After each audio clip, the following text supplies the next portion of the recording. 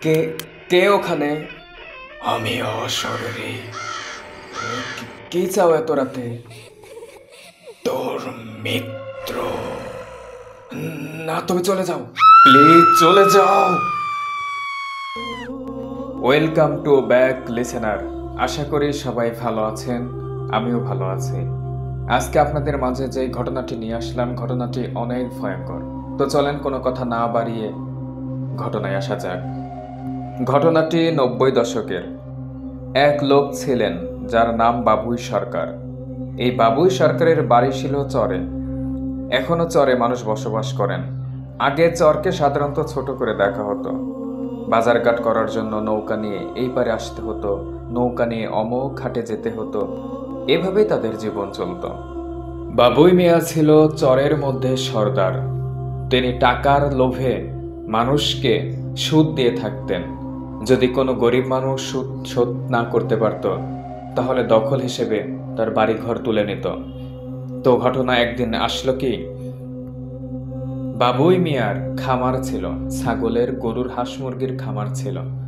রাতের বেলায় তিনি নিজের জমির পাশাপাশি অন্য মানুষের জমিতে পানি দিতেন শ্যালো মেশিন দিয়ে।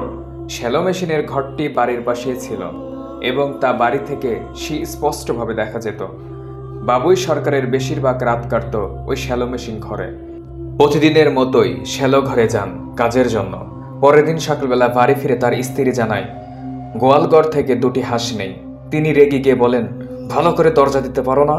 হয়তো শিয়াল নিয়ে গেছে। চর এলাকার শিয়ালের তো উত্তব অনেক বেশি। এইভাবে প্রায় প্রতিদিন হাঁস মুরগি হারাতে থাকলো। একদিন সকালবেলা দেখে গেল তার গোয়ালঘর থেকে একটি ছাগল নেই। তারপর সে তার স্ত্রীকে অনেক মারধর করলো। ভালো করে দরজা দিবি না তুই? আজ দরজা লাগাবো আমি, দেখি শিয়াল কিভাবে নিয়ে যায়।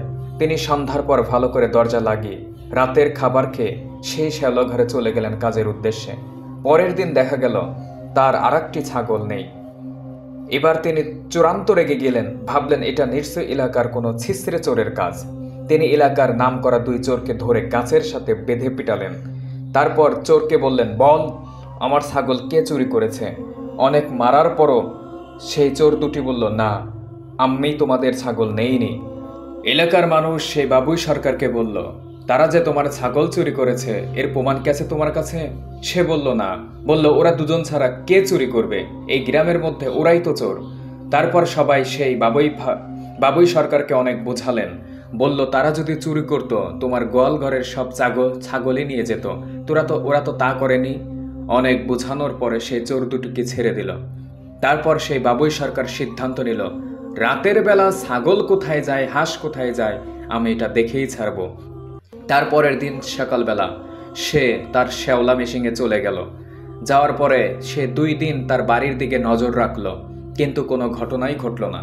তৃতীয় দিন সে শ্যাওলাঘরের মধ্যে তার ছনের বেড়া একটু ফাঁক করলেন। ফাঁক করার পর তার নজরটি সেই গোয়ালঘরের পর রাখলেন।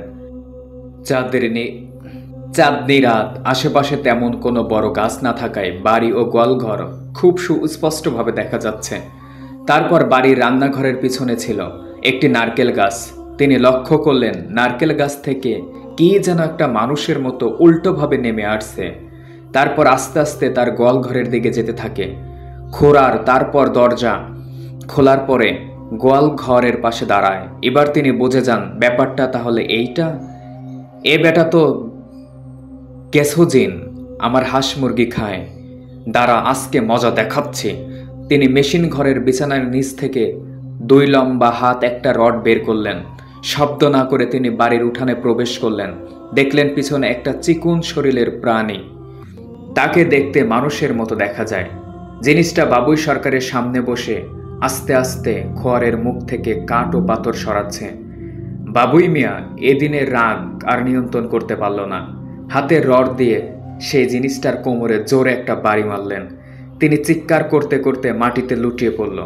তার মুখ ফিরিয়ে বাবুই সরকারের দিকে তাকালো। বাবুই দেখলেন তার মুখ শেয়ালের মতো। রাগে বাবুই মিয়া সরকার তখনও থামলেন না, জিনিসটাকে বেধম হারে পিটালেন। এক পর্যায়ে জিনিসটা আবার সেই নারকেল গাছের দিকে চলে গেল। এরপর তিনি মেশিন ঘরে গিয়ে সরাসরি ঘুমিয়ে পড়লেন। পরের দিন এই ঘটনা তিনি তার স্ত্রীকে বললেন। এভাবে 3 দিন কেটে যায়। বাবুই সরকারের দিন স্বাভাবিকভাবেই চলে। এক রাতে মেশিন ঘরে কাজ করতে করতে তিনি ঘুমিয়ে পড়লেন। হঠাৎ ঘুম ভেঙিয়ে দেখলেন তার মেশিন একাই বন্ধ হয়ে যাচ্ছে। এটা হচ্ছে আমাদের ঘটনার প্রথম অংশ। দ্বিতীয় পার্ট শুনতে গেলে কমেন্টে আপনার মতামত জানান এবং আমাদের চ্যানেল থেকে যারা ভিডিও দেখছেন আমাদের চ্যানেলটিকে সাবস্ক্রাইব করেন, লাইক দিন আর কমেন্টে কে কে দ্বিতীয় পার্ট শুনতে চান অবশ্যই জানাবেন।